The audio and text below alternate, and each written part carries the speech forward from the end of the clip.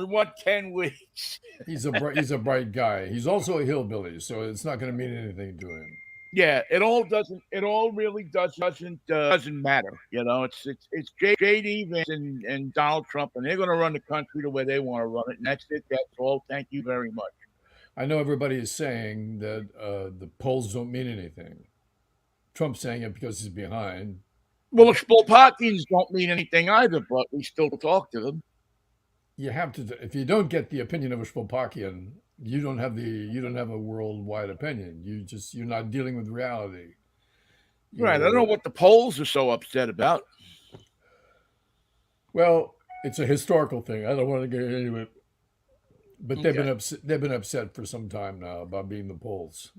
All right. And there is this ongoing discussion of the polls such as they are today. But to say that they don't mean anything is to completely forget that there was a guy named Joe Biden who was behind by 5 to 7 points in every poll. And the new candidate for that party is ahead by 2 to 3 points in every poll. So that's a change of 10. We're looking at a 10-point swing in a very short period of time and 67 days. Am I right?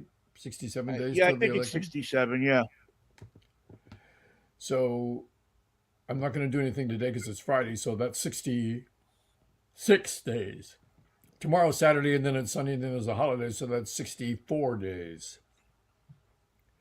As you see, the time is getting short, and the edge has to be given to Kamala Harris, and not because I'm a Democrat and intend to vote for her. It's just that I can read the room, and things are shifting. And one of the most remarkable things about it is I can't watch CNN. The result of this race is that I cannot watch CNN. They've decided to put panels on every show that are half Republican and half Democrat. So the Democrats say, it looks like a good speech. She's doing well in Georgia. And I liked her outfit. And the Republicans say, I don't see it. She's lying about the economy. She is lying about fracking. There's a poll out that has Trump ahead by 5 points. No one will talk about it. I just want to interrupt and say, and it's a Fox News poll, and the clowns that they have. Why are they doing that? I can't watch it, Vinny. I can't watch the shit. I turned it off yesterday as well as they had his name, the clean cut white guy, I like to call him. He's what really undermines their ability is that 6 months ago, these guys were saying, "Oh man, he's got to be gone. Who's going to vote for him? Nobody. The party's got to wise up." But the party has not wised up. Now the party has gone out and endorsed him and had a coronation and everything, and he keeps in the bed the same way he has all throughout.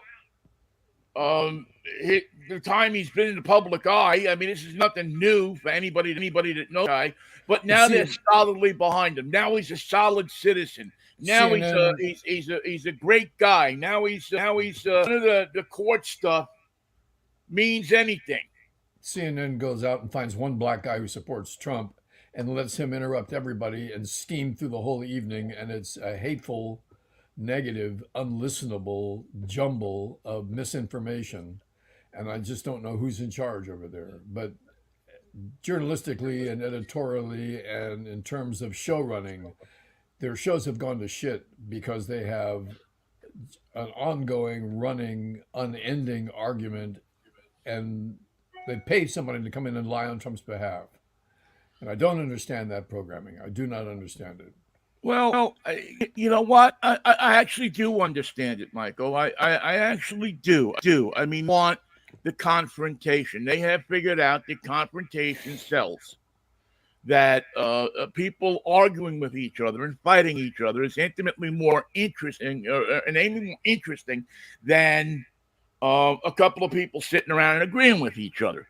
So that seems to be that CNN has decided to go. They have decided that the best thing to do here is to get people fighting with each other. It's not about information. It's not about quality. It's not about equal time. And It's just about people fighting with each other. the level of analysis is almost third grade level. It's just a Well, you and I schoolyard walk. argument. I mean, It's a we're probably the schoolyard only two people argument. that haven't been in. It's ridiculous. It really is. It comes to a point where it becomes unwatchable. Exactly. It's unwatchable. Now this is such an interesting race. It's all historic.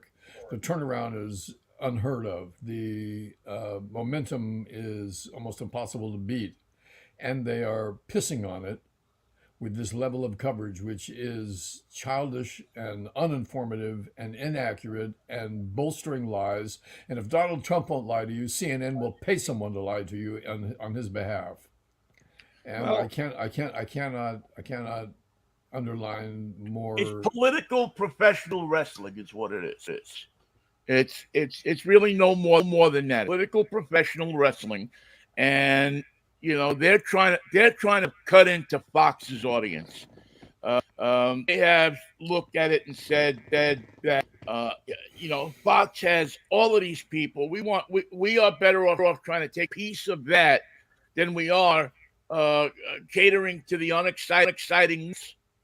Now MSNBC, they cater to the unexciting liberals. I mean, if you look at these morning shows, the best show around is probably Morning Joe, and they seem to probably present the most balanced of those. But they don't bring in a Republican liar to lie on behalf of Donald Trump. Right, and or they bring in a Democratic lie that'll lie just as much. But CNN just takes it to what I've started to call an unreachable level. I mean, Donald Trump can't fart if they don't report on it And cover it and cover it play and his go sound. live. And I Yep. mean, is that what people want? I mean, what is the philosophy? If we show this guy enough, we'll find out what he is and stop believing him. Well, that's not what that hasn't worked since 2016. That hasn't worked. 2015, that's just not working. It never worked. In fact, it played right It's into a, his it's a hands. cult, and when you have a cult, it's not going to work because there's nothing that he can do that's going to turn these people off. These people will open a hole and cover themselves up with dirt. And he can stand on their grave at Arlington while he does the thumbs up picture with the family and the hangers on. Yeah, I mean, how in the world? Everybody's saying Gold Star families, Gold Star families. Well, you know what? It was a Gold Star family that invited him in there, and nobody seems to want to lay any blame there. Here we have a bunch of Trump people that happen to be a Gold Star family, and I'm sorry for their. This is not what that's intended. It's a solemn place. It's not a place for politics. It's either hallowed or hollowed. The Well, Trump will determine it later. it's hollowed. If it's anybody else, it's probably hallowed. But they don't. I mean, what was he even doing there? He was doing a spot. He was doing a television But spot. Michael, if you have a guy that is what he has said about the military, why would you even invite him? Why would you let him? Let him have access? Yeah, well, yeah. Why would you? When he's taken the Gold Star family, I forget their name, and denigrated them, and virtually called them out and disgraced them. You're another Gold Star family. Why would you even invite him? Well, they love Trump, and they know he was just kidding about everybody being suckers Yeah, see, I'm losers. saying, somebody. I heard that He's cat. I a think it was this kidder. morning talking about. Well, you don't understand Trump's humor. Is that what Yeah. you're going to be saying when you're standing with your clothes melted to your body after the first nuclear attack from Russia? Is that what you're going to be saying? He's a joker. He's a funny guy. He just it just doesn't always translate. But he was joking. When Putin says, "I've had enough of this bull crap, and I'm going to push the button and let's take New York out and see how America gets along then, or let's take Los out." Boom goes London. Boom Perry. Yeah, More room for you and more you know, room for and then me. Trump is disappearing into his spaceship with Bezos and the other slapdick there, Musk, and they're going to go off to. The Martians are going to be so damn disappointed. They're not going to like these people. They run things very differently up there. They don't forgive, and also they don't understand people whose humor doesn't translate. You say he's funny, but on Mars we decide who's funny, and that's not funny. Yeah. Remember, you're only visiting. You're not from here. He may be a kidder on your planet, but it doesn't translate well here. So, all in all, it was a bad move to come here. Yeah, You guys didn't think it through. it shocks me how people can look at this guy. Now, listen, I'm not saying that that that Kamala Harris is perfect. She doesn't have her faults, but Yeah, but the argument can't be made. Donald Trump made fun of Arlington National Cemetery, and also right, I just want to say that Kamala Harris there's is. no equivalent. And because I'm on CNN, I just want to say that Kamala Harris hasn't done anything today, but it could be terrible tomorrow. She might say something. She could say something. I'm not saying she will. I'm just saying that by tomorrow, she could make this news story go away because of something terrible she did. She hasn't done it, keep in mind. Yeah, But I'm just saying, to be fair, we're just saying Kamala Harris is a shithead too. yeah. I mean, both. I mean, any political figure could do something that's going to change the course of our liking of them in a second. She Uh, won't answer our questions, so we're asking and answering them for her on CNN. but more likely, it's more likely if by tomorrow morning at 7 o'clock you turn on your TV in the morning that you'll see that Donald Trump has done something stupid. The odds that are much higher than the odds of saying, well, Kamala Harris will do something stupid. It's not even. It's to what's the betting house in London? Uh, Ladbroke. if you went there and and you tried to place a bet that Donald Trump will do something, you couldn't get any odds on that because it's an everyday occurrence. And we're just too stupid a country to see it. We cover it in the following fashion. Donald Trump has done something stupid today. We'll get back to that, but we're waiting for Kamala Harris to say something so that we can balance our coverage. Does anyone have anything they want to say about Kamala Harris before she actually does anything today? Do you want to make predictions on how bad it's going to be and how CNN will cover it? Yeah. What do you think of the interview last night? Low key, I thought. I thought low energy all across the board, no mistakes made, and I thought they did it well. I thought that compared to the run that they had through Georgia, which was impressive, and the reception that they got in Georgia, which was better than I would have expected. Yeah. That the interview was of secondary importance to the campaigning they did in Georgia, successful campaigning. And the funny thing about Georgia, Vinnie, and I heard this on more than one occasion yesterday, if Donald Trump can't win Georgia, he can't win the candidacy. If he can't do Georgia, he can't win. And from what I saw yesterday, he's got his hands full with Georgia. Well, I don't. Yeah, I don't know about that. I mean, I haven't studied it. I believe there are ways that he could win without. If he takes Pennsylvania, Wisconsin, Ohio, and Of those three, he's only leading in Ohio. but it's that much. It's not. Yeah, but it was 7 points down for Biden.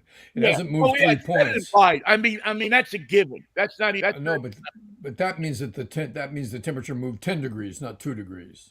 Right, right. But again, as you said earlier, we are a long way and a short both A ways. short But way. We are a short way. we are a short way, but as we know, things can change on a stop on a dime and change. I really, Well, I'd like to see the scenario whereby all the momentum just stops and Trump turns it around. I'd like to see him be able to do that. well, I wouldn't like to see it. I mean, I don't want to see it. I want it that they keep increasing their lead. I'm not secretive about my bias. I want to see them win. Um, but I also have been around long enough to see political campaigns of people who you thought would win, all of a sudden just go. Um, ask, ask he'll tell you. You know, ask John Kerry. You know, things happen. Ask Hillary Clinton. I mean, if the email thing hadn't come out in 2016, she probably would have been our president. Comey didn't screw that up. If the FBI had stayed out of it, yeah. Right. She'd have been president. They sowed enough doubt in people's minds, combined with an eminently dislikable candidate, Yep. that Trump that came out on top, not in the popular vote, but in the states where he had to come out on top. And listen, nobody's to blame for that, really, but Hillary, because she thought she had Wisconsin, she thought she had Pennsylvania, she had those states, she thought she had the thing in the bag. And when the time that she reacted to it was the last weekend when she had the big concert in Philadelphia and Springsteen and all of them came out, but by then it was too late. Enough of the seeds of doubt and mistrust were sown, combined with people who just didn't like her. Well, So the number of Trump heads was far in excess of what we thought it was. There were angry white guys everywhere willing to yeah, vote for him, and unless you drove up highways in and Indiana, he had enough of in the female vote too. Ohio, He and had enough of the females to vote for him too. rural Trump heads. Pennsylvania, yeah. This time you have this woman's health issue, this abortion issue, that ballot, and luckily, you know, in more ways than one. In some states, it's actually on the ballot. In other ways, you know, Trump gives you a continuation of the Supreme Court. You know, it makes me laugh. These clowns, the Republican clowns on CNN, they keep saying you can't have it both ways. That Kamala Harris can't say that she's an agent, and then she's the vice president. She's part of the administration. Well, how can you say that you can't have it both ways when Donald Trump is always stepping on his dick? He's always saying one thing one day, one thing another day. What in the world makes you believe that he is going to keep his word on anything? Because the paid mouthpiece on CNN will deny that he changed his position, will deny that he said it one way Tuesday and another way on Thursday.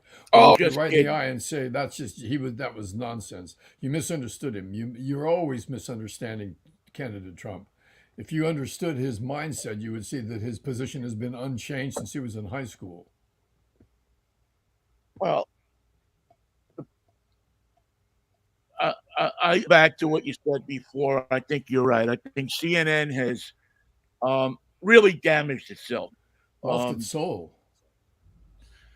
I don't know who's running things over there. I don't know what their um, their reasoning is, except that the only thing that I could think of is somebody who, you know, realizes that people like the bad stuff much more than they like the good stuff. People react to the bad stuff more than they react to the good stuff. Well, they made up their minds, so they got to I keep going. There's going to be 67 more days of this crap, and that's just going to be nearly intolerable unless the gap between the two of them widens to the point where everyone on the planet can see that Trump's going for a defeat, and perhaps it won't even be close. I hope you're right, Michael. I'm not convinced yet. I'm not Well, convinced. if Biden can beat him by 8 million votes, why Yeah, can't but Kamala Harris beat him by 8 million votes? yeah, this is a different animal, though. And Well, Biden won Georgia and Arizona yeah, narrowly, but but Joe that's how Biden he was did it. alive. I know what I'm saying is, if it was possible with a candidate no stronger than Joe Biden, and with no more of a section of America than he had, still won by 8 million votes, still took Georgia and Arizona. The fact remains that with a percentage lead as wide as we see right now, Harris can do the same, but she has to win Georgia. She can win South Carolina, North Carolina. I don't know about Arizona. I don't know about Nevada. But if she gets Pennsylvania with the previous list of states in question, she can't lose. Well, I'm not. I'm not there yet. You may be there, and you may see it. I'm just not. I'm not ready to call the race yet. I just think we're too far away from election day. There's too many variables that can happen. There's somebody can step on their dick here at some point. Well, it doesn't matter if Trump does because he does it every day. Well, that's the problem, Michael. That's the problem is Trump doesn't, and they explain it away as well. It's Trump, Another controversial statement from the candidate. right? He can say something, and people will just latch Donald, or as his vice presidential. Now, the guy who really I think is going to turn out to be his Achilles heel is his vice candidate, because that guy has got some strange ideas. He's just Boy, they're weird dudes. he's got some strange stuff going on, You and know, he can't smile. When he does smile, there's something wrong. And for a politician, that's a drawback. get booed yesterday in Boston. Oh, the firefighters. Mm-hmm.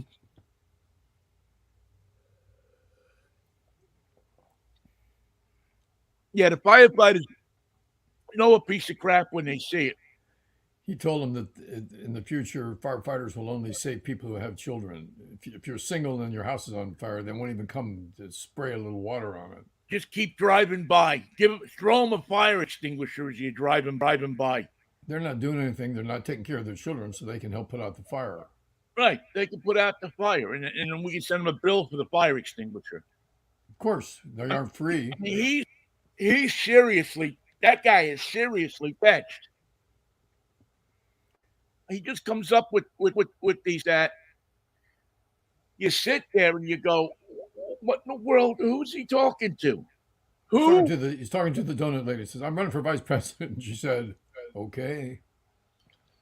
Yeah, who believes this stuff? I mean, who in the world believes that somebody without a woman, without a woman without a child, is essentially useless in our society? Reduced rights under the law in America. Right, that maybe they shouldn't have a vote. If you want your rights, have some children. We'll see what we can do. I mean, while we're at it, why don't we just not let the black people vote? Because they should have a reduced vote too. Because Actually, they Vinnie, haven't been here as long as the white people. Glad you brought that up. That's being discussed. That's a good idea. And the Indians, I mean, we stole the country from them, but they should have a right to vote because we don't know who the father of their children are. And we don't know what tribe they're from. They can say they're from one tribe and be from another. We can't check that. They can say they're Sioux, but they might be Cherokee. We don't know. We can't keep track of them. We just pushed them off the land and put them somewhere out in Kansas. It's better they don't vote. It's just better for everybody. Yeah, drop off a case of liquor for them. And I mean, just the reasoning, the idea, some of the stuff that they come up with is just off the wall. It's not easy making America pure, Vinny. It's just not easy. We're going to have to make a lot of changes. And some people who don't commit and on a daily basis to the genetic purity, they can't be part of the process. It's only fair. I wonder sometimes if they look at America. I wonder if they even see the people that if they go to a city and they get on a train or they drive down the street and they see what America looks like. I I don't know if you can see it from the back seat of a limousine, or if you can see it from a bus that says your name on the side, or if you can see it from. But America look a lot more like Kamala Harris' family than it does really Tim Walz's family. Mm-hmm. I mean, with a 50% divorce rate in this country, many more families look like Harris's, or biracial, or mixed. Do they walk around out there? Do they look at the hot dog stand with a hat down like this and just look at the crowd at lunchtime? But are they really Americans, Vinny? I mean, just think about it for a minute. If they're not white, if they're not college educated, if they're not Republican, what makes you think that they deserve a vote or representation? Is that an American to you? Doesn't seem to be to the Waltz, to the J.D. Vance family, to the Donald Trump family. They don't want to mix with those type of people. They're not their type of people. Yeah, They I wouldn't be mean, welcome at Bedminster or Mar-a-Lago. They just wouldn't be welcome. It wouldn't fit in, and it's better that they don't try to mix at that level. It's not going to work out. It's not a world for them. It's not a world made for them. the thought I had the other day. I was watching that screwball event Trump did at Bedminster there, where he had all the groceries on the table And the flies into the and the sausages. flies and everything. And I wonder what they did with the groceries. I I bet mean, they did threw them they take away. those groceries and go donate them to a food bank, You know they threw them away. or did they just, or did some? Chances are they just probably went to a store and got them for free. Oh, Donald Trump needs some groceries. Oh, here you go. We're from Jersey. We love Donald Trump. Uh, See, that's it. I just don't think that the Republican side of this, they're so busy trying to take over the world that they don't know what the world looks like. They They walk don't. by it. How do they keep track of what his directive is from day to day? First of it was, if you're Christian, you don't have to vote in this election. You'll never have to vote again. Now he said, I'm all for the mail-in ballot. I've always been for the mail-in ballot. You know me. I've always touted the mail-in ballot. That's who I am. So make your plan, stand in line, mail it in, however you want to do it, Well, that's why I lost Georgia. but don't listen to what I'm going to say about voting tomorrow. Just keep that in mind. I'm going to say something today that you can take to the bank.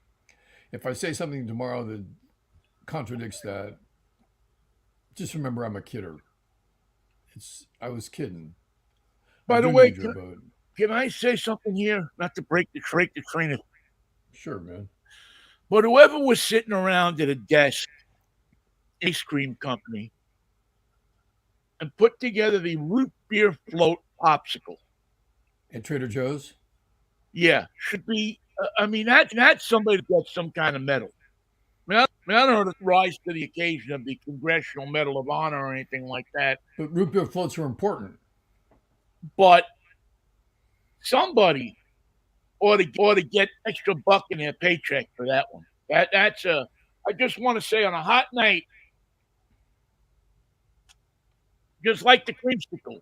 Whoever sat there and invented the creamsicle many years ago, That was a good move. That was a successful idea. why are they not in the Ice Cream Hall of Fame? Why are they not next to Mr. Breyer and Mr. Dryer and Mr. Humor and Mr. Blue Bunny and all of those different, or even Yeah. in this the Frozen Custard Hall of Fame? Wouldn't you have a happier bullpen with the New York Mets if everybody had a root beer float sickle? Well, remember when they used to have the ice cream? Was it frozen ice cream or frozen yogurt in the Kingdom in the parks? Was it frozen yogurt? Yeah, I think there was a frozen yogurt machine in the press box that they didn't bring over to They destroyed it in the kingdom. to Safeco. Um, I heard tell. I can't say where I heard this. I heard this. Tell you that reportedly that ice cream machine cost Went them to head. $35,000 a year. Really? That's what the Mariners picked up on that ice cream machine. And so it was never making the trip across the street. They brought the bats, they brought the balls, they brought the benches, brought the But not lockers, not a but they thirty-five never thousand bring dollar the frozen frozen yogurt. custard machine. You know where it went? It went to the head office. You Right check them there in out. the Adamax office, man. It's in the head office, you bet, and it works just fine every damn day. It works beautifully. Now the 49ers are going to get one of those machines, and Brandon Ayuk has to pay for it. Oh my God. I mean, I'm saying, Hey, you know, speaking of sports, I have a sports story for you that's crazy. speaking of There's, sports, okay. there's a volleyball team for the Paralympics going on right now in Paris, and the players sit down in their wheelchairs. None of them are able-bodied Paralympics. The number one team in the world is Iran because they have a guy who, if he were standing, would be 8 foot 1 inches tall. In his chair, he is taller sitting than I am standing, and he's over 6 feet tall with his arms in the air. He's a seven. He's the dominant player in the entire world. Eight Wow. feet 1 inches tall. He has a growth disease that made him too tall. His leg didn't work. One leg grew to be in the proportion with his 8 foot 1 inch frame, and one did not. So he only has one leg that he can stand on. So he sits and plays, and he is over 6 feet tall in his chair.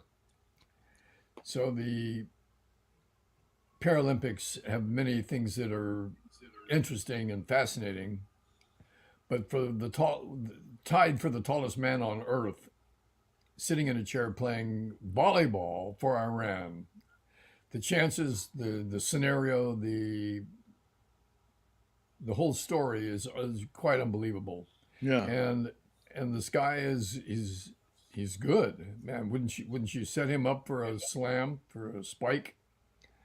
And I just thought it was fascinating that nature had played a dirty trick on him, and then it played out to make him a international athlete star. Well, that's taken what gotten working with it, right? I mean, he dealt a bad hand there, but I said, all right, well, what can I do? Do you like volleyball? Huh. Yeah, I mean, give me something to do, and I'll figure it out. Um, Now they have that set up under the Eiffel Tower, right? I That think they was pulled out beach. That was beach volleyball. This will be indoors somewhere. this indoor volleyball. Okay, because I know that they put um they took out the sand under the Eiffel Tower and they put some kind of turf in there. I was wondering if they were playing outdoor volleyball there or something. That I don't know. Really amazing. I mean, the Paralympic Games are just. I mean, it's amazing. I know they don't same press and everything that the Olympics get. Um, I mean, the athletes are treated fairly equally, but they don't get the TV time or anything like. You got to be looking to find the Paralympics. I mean, the good thing is you can go to Peacock. If you have Peacock, it's all there. Right. Like you can go to Peacock and you can find anything happened in the Olympics is all there. It's like an Olympics library. And I think they're doing all, if not most of the Paralympic Games as well. Yes, and some of it's on TRU. Yeah. There's a bunch of different different cable outlets, and but I don't know that any of them get because now you have college football, so NBC is going to be busy with that. That was a good night of football last night. I watched Colorado beat North Dakota State University. And by the way, North Dakota State is a great team. Look out for those guys. It was the Bisons playing the Buffalo last night, and Colorado won their first game. Yeah, didn't Dion's kid have something like 400 and something yards 400, passing? I mean, just had like a 446. telephone numbers game. Yep, it was a crazy night. A lot of scoring, a lot of offense. Yeah, I sort of, it was weird looking at him with a beard and everything. Looking at Dion, it doesn't look like him, man. Yeah. His pregame interview, they had a mic on him while he was watching the players warm up. He never stopped moving. He never stopped talking. He's a great. One thing he learned is make the most of your interview time. Don't be the coach that goes, no, I don't remember that, and just turn around and leave. Thank you, Bob. That's not Dion's way. He gives the full interview. He gives you all his time. He gives you all his energy, and it's a great lesson for other coaches who think that the taciturn, quick answer is the way to go. It's not. That doesn't do anything for the team. Doesn't do anything for the reputation. Doesn't do anything for bringing new kids to your school. Give them your full time. Give them your full attention. And Dion was extraordinary. Even when he couldn't hear the question, there's too much noise. I can't hear the question. But he just kept talking. He didn't care that he couldn't hear the question. He had 2 or 3 answers ready for him. Yeah, he doesn't need a question. Just say go, Dion, and he'll go. And they were going to go into the story about Dion is mad at a couple of the reporters who were critical. He thought unfairly critical of his team and his coaching, and he won't talk to them at the press conference, and he won't take their questions. And people are saying, "Well, you got to do that." And Dion says, "I'm not doing anything with you. You can come to the game, but I'm not taking my time and my energy and giving you an answer. I will not answer your questions." And most coaches don't do that. Bob Melvin does not do that. I think Dan Wilson probably does not do that. But there could I haven't be. seen a Dan Wilson post game presser yet. I will tell you that so far so good. I mean, he's lost. What is he? 5-1, maybe 6-1. I think. But so far so good. So far looks like it. I don't know. Robbie Ray didn't hurt his arm, by the way. He has a hamstring strain. It's got him Yeah, on so he's the on injured the list. table or the injured list, right? Yep. Yeah. Yep. It was about time. Yeah, he got in 4 starts. He was there for a month. 5 games. Yeah, there for a month. I mean, that's enough. Yeah, that's 24 million right That there. qualifies him for Social Security.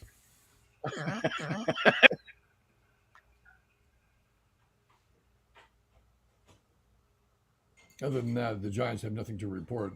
They didn't have a very good time in Milwaukee. No, it didn't seem like they did. But now they're in Miami, so look out. Well, if you're in Miami, the problem there is you're staying out of trouble. Problem there is no Wolfies 23 on Miami Beach. Yeah, kind of gone. Yeah, that whole thing is I sent place. How can So you get a pastrami or matzo ball soup at 3 in the morning? Is what I want to know. I don't know if the news has that. I mean, I've been there at 3 o'clock in the morning, but it was a greasy hamburger with avocado on it. They flew in from Mexico, I believe, the year before. That's just called planning, Vinny. I mean, it may be inconvenient for us because the avocado doesn't keep, but it was the result of corporate planning. Well, yeah, whoever runs the news cafe has certainly got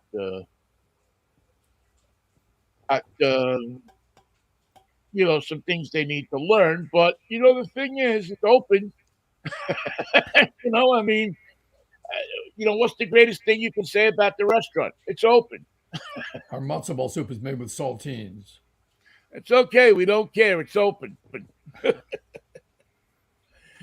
Oh The man, yeah, kitchen's closed. It's the place is open, but the kitchen's closed. right. The kitchen's closed. I mean, you can sit there and you can have a slow gin fizz Have a or something like that, have a coffee. or a coffee, but you're not gonna you're not gonna do too well as far as getting anything out of the kitchen that late at night. The good thing about the Giants going to Miami, and if there's any good things about it, because it's one of those situations where if they beat Miami over the weekend, nobody's going to say, "Oh wow, the Giants are back," because it's Miami. If they lose to Miami, or they lose 3 to Miami, everybody's going to say the Giants are just. You stink, and we knew you stink. We knew you'd stink, and they'll blame it on losing Robbie Ray because that month he came back was such a stellar month.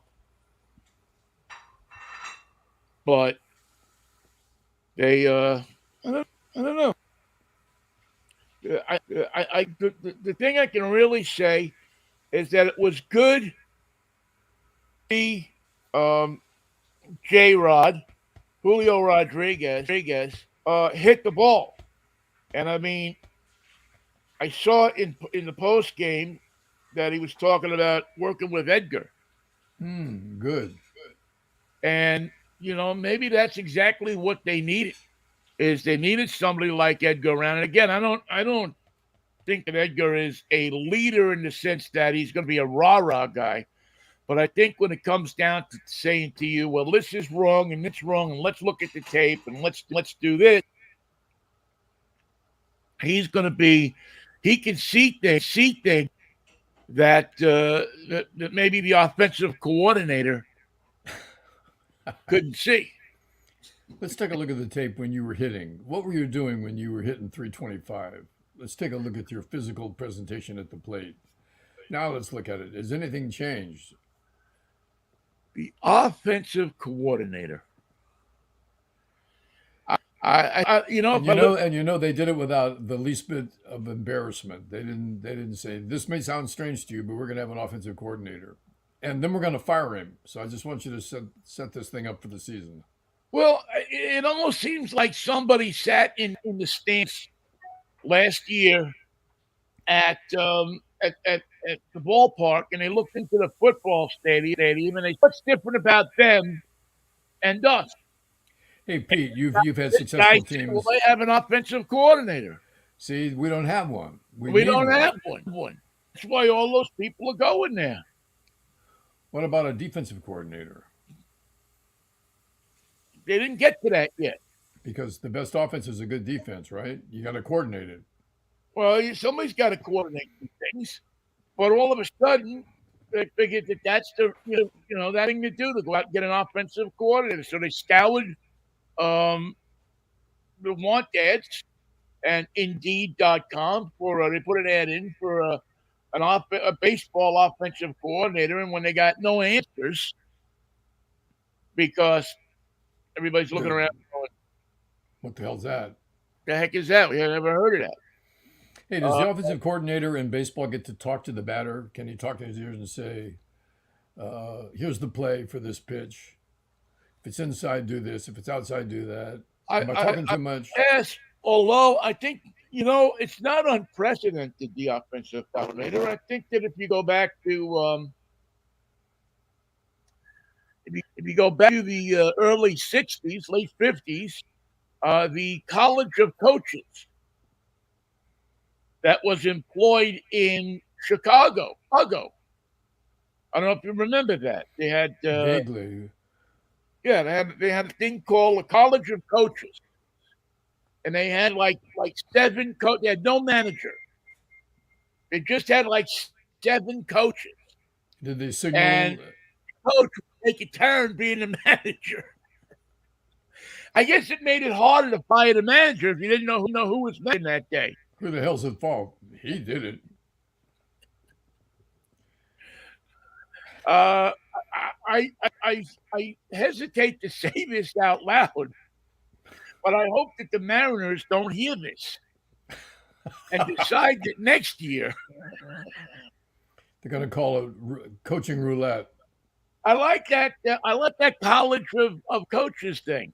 I think that's a good idea. The cavalcade of coaches. Let's get seven. Let's get seven coaches in Does here. that include, does everybody get an equal turn at it? Did the bullpen coach for catching get a vote too? I don't think so. I think you have to be one of the. I think you have to be admitted to the college. And then do you have to carry a certain load to be active? Do you have to have 15 and a half credits every semester? Yeah, I think yeah. I think it's like they start with seven. Now I don't know this for sure, but I think they start with seven, and then once each one loses five, they're eliminated. Their decisions, do they write them down? Like, do they have a Supreme Court decision like seven coaches or vote? Five say put him on, walk him, and two say we dissent. We think that we should pitch to him. I don't.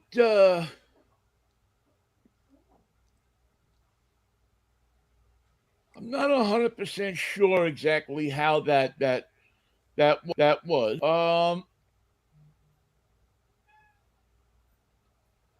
I'm just trying. Okay, here are the guys who were in the College of Coaches. You ready? Salty Parker. No, close though. El Tape. Who? Lel Tappe. Tappe. Oh, that's a bad start.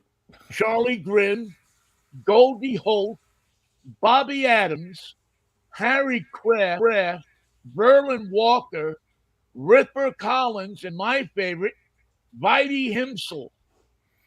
Vitey Himsel? Did we pay up? We made NPR make up names for their anchors. Now they're making a baseball player's name. Vitey Himsel. Vitey or Vitey Himsel. Each coach would serve as head coach for part of the season. The original concept called for the 8 coaches to rotate entire organization from the low minors all the way to the Cubs, ensuring a standard system of play. Standardized baseball. In announcing the experiment, Wrigley argued managers are expendable. I believe there should be relief managers just like relief pitchers. Well, I believe the ghosts can scare the piss out of you. Let's see. Well, it all lasted until oh my god. Yeah. Until the All-Star break. Well, yeah, Lou Klein, who joined the college midway through the 1961 season, found himself leading teams from Class D to the Parent Club during the 1961 season. And do the College of Coaches have a 64-90 record? Does the College of Coaches have to run around the stadium during the 7th inning stretch in one of those like the beer man races that they have in Milwaukee? They have the college coach. Yeah. You put coaches out there and they run around. You put your money on a coach. And then they had in 1961 and 62, they combined 123 and 193. Did the in 62 they had now 63 they designated one member of the Bob Kennedy as the sole head coach for at least 2 seasons. Then they named an director to coordinate the system. So Bob Whitlow was the former United States Air Force colonel with no baseball experience. Yeah, this is getting to be ugly. This is getting ugly. It didn't take long.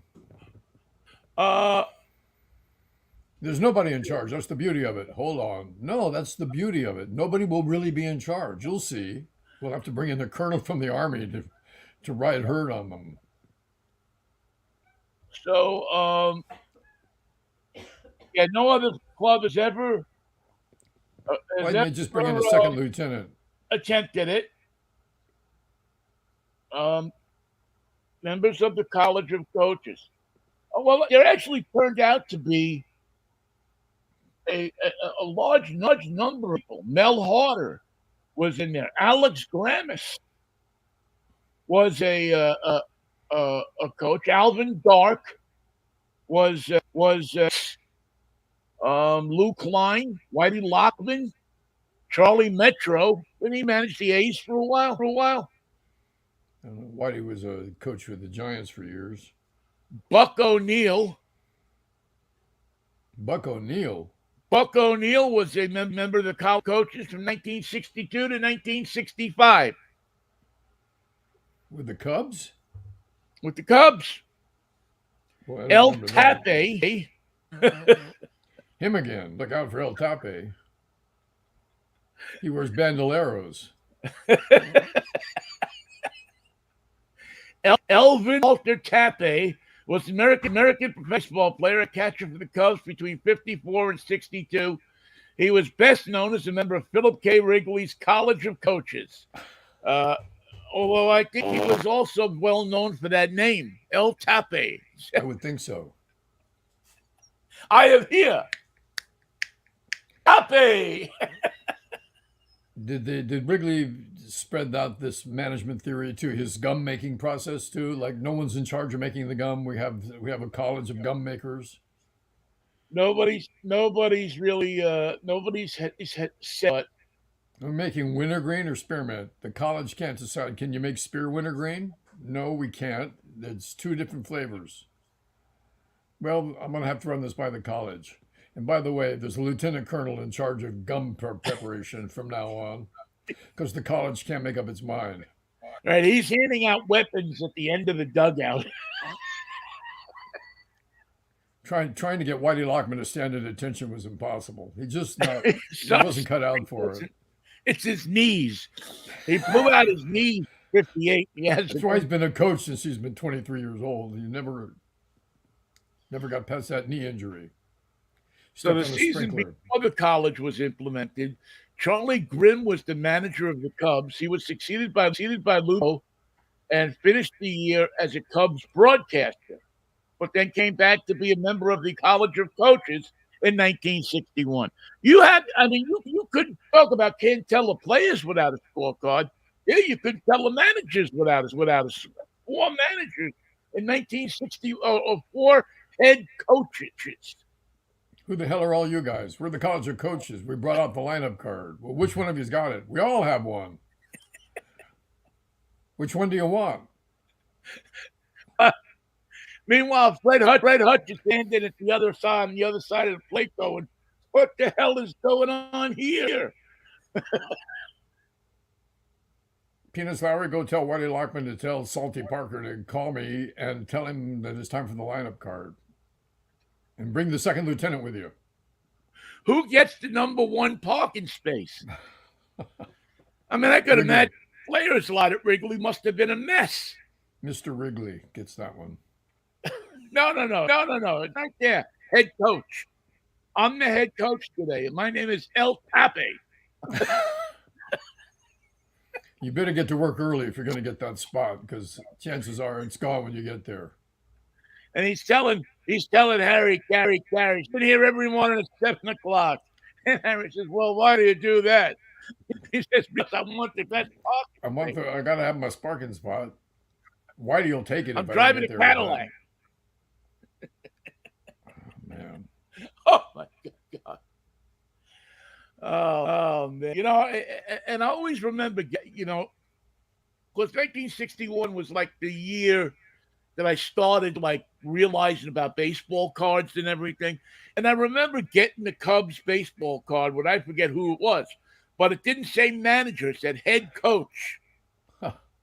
Wow. And I was like, what? How did Wrigley come up with the idea that managers were expendable? It was easy. He kept firing them, and nothing got better, nothing got worse. It was just in a continuation. He says, I can pull someone in the stands, and they can do this, and that's how Charlie Metro got his job. Well, he was an early riser. He got there. He got there in the morning. He got there 7:05, so space was taken. But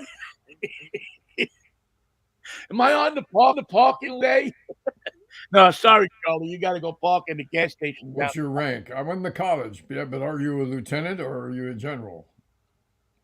Go see the athletic director. Oh my God.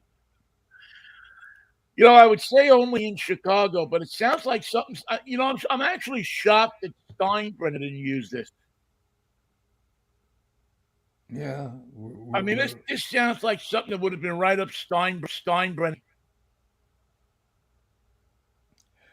It's harder to blame everything on one guy if you have a team of them making decisions. Yeah, and you don't have to bring him back. It's expensive to have fire Billy Martin and bring him back. This way, you get Bob Lemon, you get Gene Michael, you get Billy Martin, and you get Ogie, and you have the four and just up battle it out every day. And you got to have Ralph Houck in an apartment in the Bronx just waiting because you're going to bring him in no matter what.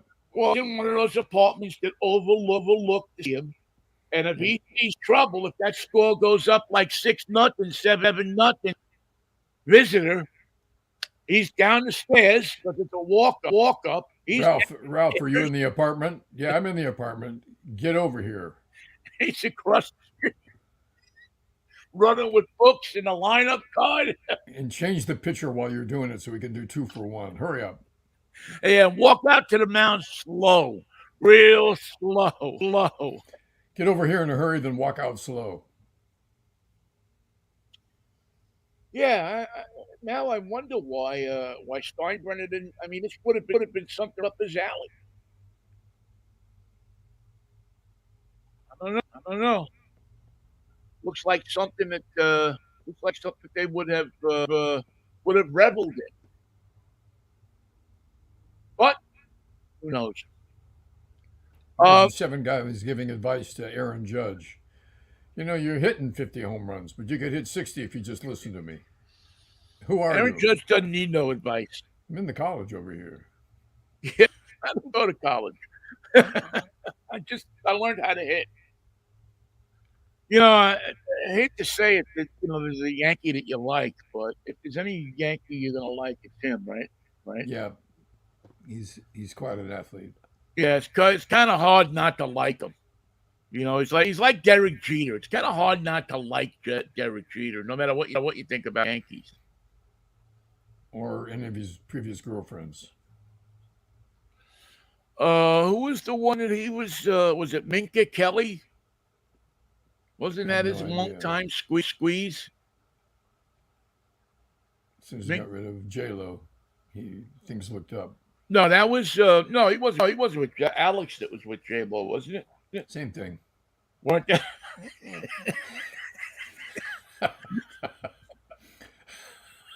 I saw Alex Rodriguez doing a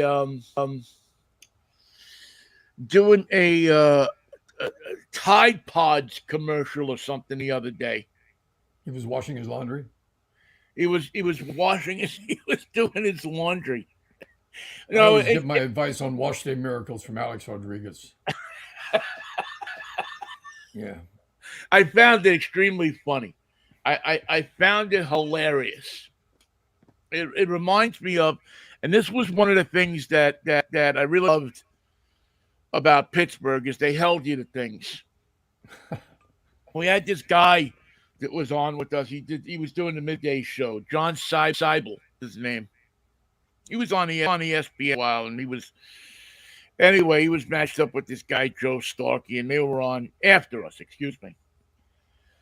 So the first year that the Pirates start to get was I think 2011. Then they bring Clint Hurdle in, and they start to good 11 or 12. So, but Seibel is one of those guys that if they don't win the pennant, nothing's good. Right. It's wasted year. So he was like, "Oh, if the Pirates are at 500 on July 30th, I'll wash everybody's jockstrap clubhouse in the clubhouse." So of course, I don't know. I think Clint Hurdle was offering bonuses for people to get base hits, but they were on July they were, I don't know, 5 games over 500.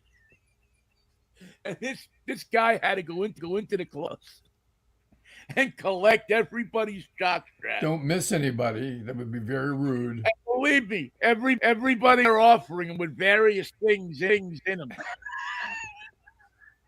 Enjoy. Nice to have you here.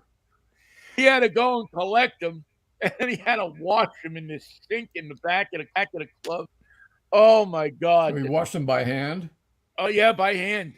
Yeah, strangely the washing machine got broken that day. What luck. What terrible, terrible luck. And we kept going in the back, and I had my little cat just taking Well, film of him washing chaps, man. It was, did he enjoy his day? I don't think he enjoyed it all that much. He was gone too long after that. You got to enjoy it when something like that happens. I thought it was hilarious. I thought it was one of the funniest things I'd ever seen. He opened his mouth and they made him. One thing about Pittsburgh, they don't take bull crap there. I mean, you say something, Show me. you got to do it. They didn't let him off the hook. They didn't think it was a friendly thing that some guy said on a radio station. They took it as a deep commitment.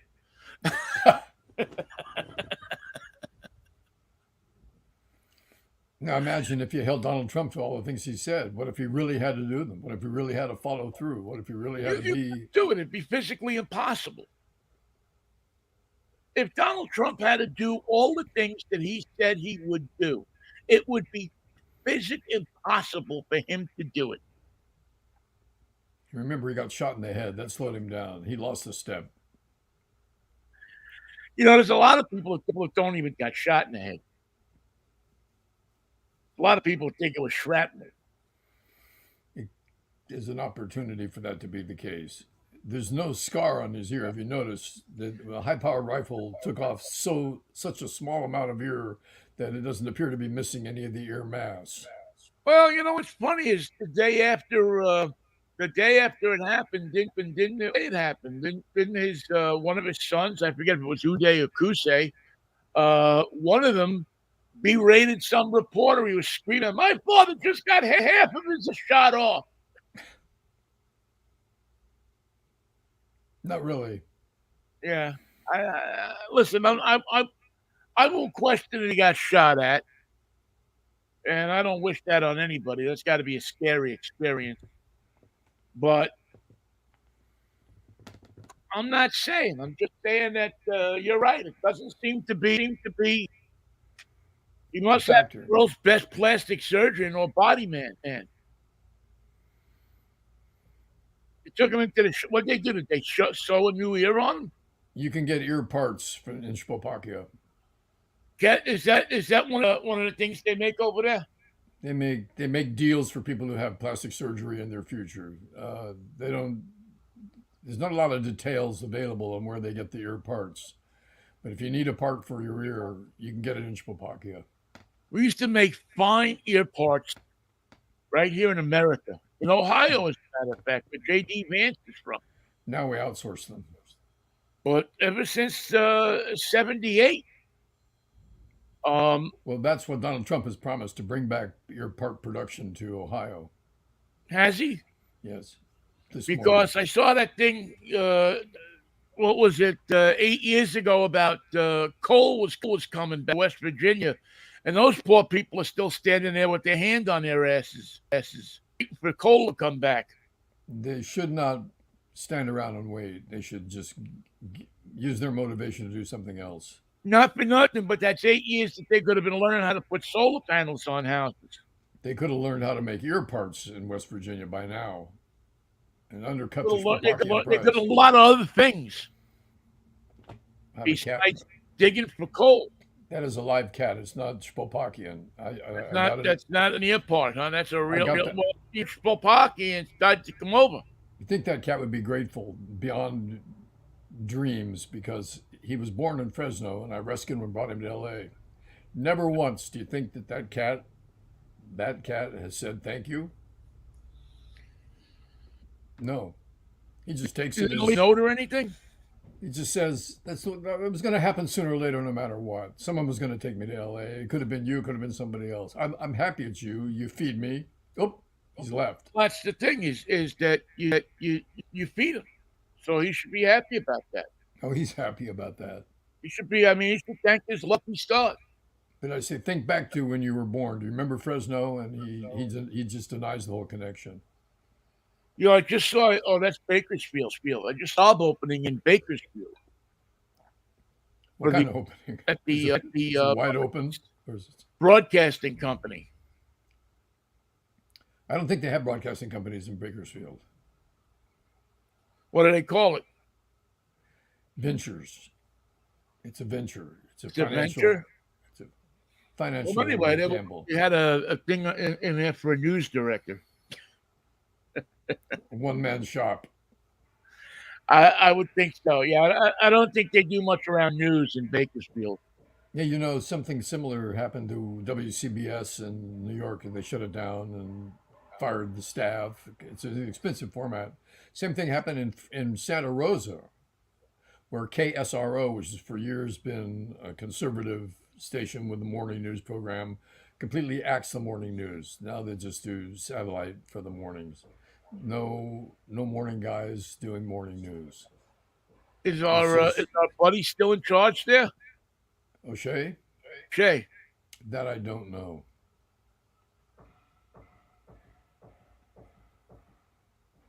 You'd think with the passing of KGO that there'd be more room for morning news, and that was focused on Santa Rosa stories, but no. Yeah, I mean, when I used to live part time up in Santa Rosa. That was a great radio station, man. That was I mean, I used to listen to them probably more than I listened to KGO.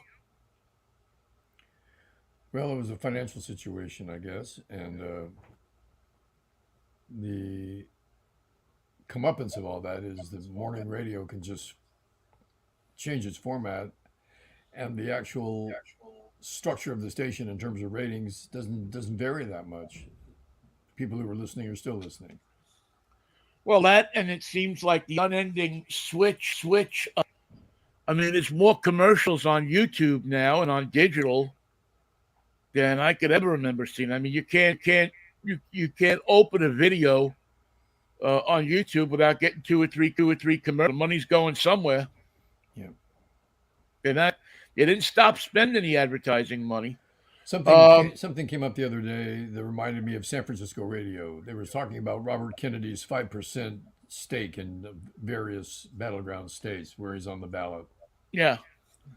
And where's that 5% going to go? And it reminded me of KSAN, Camel, KSJO, KOME, KSFX, all these rock stations in San Francisco. One by one, they would change their formats. And the audience you would think was going to go somewhere. Well, that 2.7 is going to go partly to KSAN and partly to Camel and partly somewhere else. And it never did. That the people who listened to one station did not end up changing their allegiance to another station when the format changed. They just stopped listening to the radio. Their 2.7 or their 5% did not translate into somebody else's ratings. It just went away. And that's the way it is in many markets. If you have 3 rock stations and one changes format to top 40, you'd think that those 2 rock stations would split that audience. But it's not that way. That the loyalists that listen to one station I've already sampled the other stations and don't want to listen to those stations. Right. They want to listen to the third one. Well, their format goes away, so their numbers go away and those ratings go away, and they don't If you were going to vote for Bobby Kennedy, you don't say, well, automatically I'm going to vote for Kamala Harris or Donald Trump. Those are my choices. That's not the way they think. They stopped their involvement in the race altogether. We, funny, Michael, that and I remember studying this a little bit around the baseball stadium stuff. When a town had two franchises and one of the franchises left, those fans did not No, go over to the other franchise. When the Giants and the Dodgers left New York, Giants fans and Dodgers fans did not become Yankee fans. no way. That it wasn't that they basically went without baseball for 4 years, Right. or so, a very minute amount of people checked in with the Yankees. But as soon as the National League team came along, they started breaking attendance records. Yep. Because the people that were National League fans didn't like the American League brand of baseball. It was different. It was a very different game then in the American League, especially the pitching. Yeah. And so on the pitching, and also, the American League was a lot wider than the National League. The National League, once they had Robinson in, they started signing black stars. And the American League really didn't until, the Boston Red Sox didn't have a black player until 1959. I would have guessed later than that. No, Pumpsy Green was the first African American player on the Sox. He was a catcher, and he wound up, not actually wound up with the Mets, but he was the first black Boston Red Sox. And that's a town you didn't back in. Great name, Pumpsy Green. Pumpsy Green. So, yeah. So the stereo, this station goes under, so they all go to this station, or this goes under, they all go there. It doesn't hold water, not just in radio or in television, but in baseball, and I think sports as well. People. If I wanted to listen to that station, I could have listened to them when all three were on the air. Now there's two of them, and I still don't like it. I'm not listening. Yeah. Yeah. I don't like it then. If I liked it, I would have listened to it then. Right. Well, Mikey, what did we learn today? We learned that Donald Trump can say anything he wants, and CNN will still say, but Kamala Harris could have a terrible day tomorrow. And that Vinnie himself and El Tappy are on the phone. They have a question for you. If El Tappy gets on the phone, does that mean your phone is tappied? It means he wants to know who's starting at shortstop. We need a tiebreaker on this one, Vin. Who's your shortstop today? Who's my shortstop today? My shortstop is who my shortstop is all the time. Give me the great Roy McMillan, number 11. That's good enough. That's a good place to start. Couldn't beat him with a stick, man. It was a great player. And he wore glasses at shortstop. You had to have balls to wear glasses at shortstop in the 50s and 60s. Johnny LeMaster should have worn glasses. He could have been a star. But could have been something. Could have been something. Could have been a contender. He could have been something. Instead, what was he? Was nothing. All right. I am, by the way, I will be filling in today, believe it or not, for American Road, which is a show that talks about road trips. Something I think I'm uniquely qualified to talk about. It's 1:30. No, it's 1 o'clock on here in Seattle at 11:50 a.m. I'll be doing that for the next couple. The regular host is recovering from some medical problems, so it'll be a fun thing, and I'm looking forward to it. It's 11:50 a.m. if you're around in Seattle, or online at where would it be? Would it be American Road Trip magazine, or you can go to I can't remember the call letters now. The KNW. That's right, KKNW 1150. Thank you, Michael. KKNW 1150.com, and you'll find the show there at 1 this afternoon. Boy, my mem times just It's nice to know you know where you're working because that may come up in the I conversation. should write it down, right? Well, have a great show, Vinny, and have a good road trip. All right, Mikey. I will see you Monday morning if the Lord's willing. The creek don't rise. It'll be a Maladress Monday, and there'll only be 63 days left in the race. It's burning down to the nubs, baby. Have a good one, Vin. Have a good All show. right, Mikey. Peace, love, and Manischewitz. I'm telling you, that's quite a wine. And I'm not the only one that says that. The College of Coaches agree with me. Vibey himself has a bottle under his jacket. And that's the one he's. Thanks y'all for listening, man. Appreciate it. See you soon.